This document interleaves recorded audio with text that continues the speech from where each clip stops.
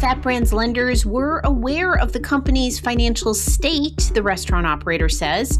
Wienerschnitzel is jumping on the beef tallow bandwagon, and the beverage boom is a boon to equipment makers. Hello, and welcome to Restaurant Daily, your daily dose of the most important news in the restaurant industry from the editors of Restaurant Business and Nation's Restaurant News.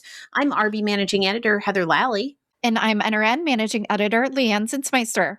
Fat Brand's lenders knew what they were getting into, or so says Fat Brands in a court filing this week in the restaurant chain operator's bankruptcy. The company is asking a court to compel testimony and documents related to whether the lenders knew about actions by CEO Andy Wiederhorn before they bought the company's bonds. Lenders have been arguing to have a trustee appointed, citing a variety of actions by Wiederhorn, such as $47 million in loans to the company's founder that were forgiven.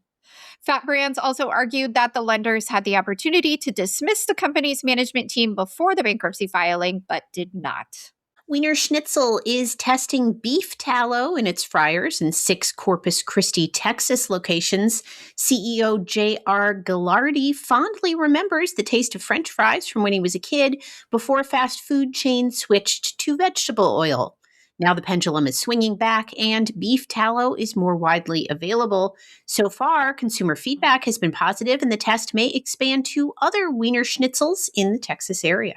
The beverage boom is hitting the equipment market. As restaurants look to meet demand for dirty sodas and other specialty beverages, they are tapping their equipment suppliers for machines that can help them keep up.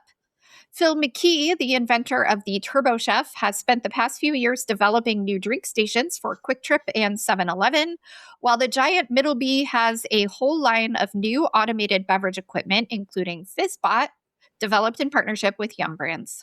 El Pollo Loco is the latest restaurant chain to introduce a protein-focused menu.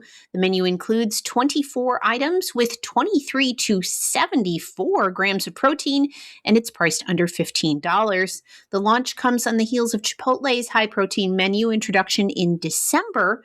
Several other chains have added protein-centric menus or offerings, from Shake Shack and Sweetgreen to Papa John's, Subway, and Starbucks.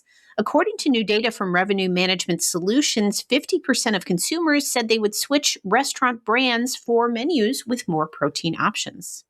IHOP is developing a proprietary coffee blend. The beverage will launch in March and was created in response to consumer feedback demanding a better offering.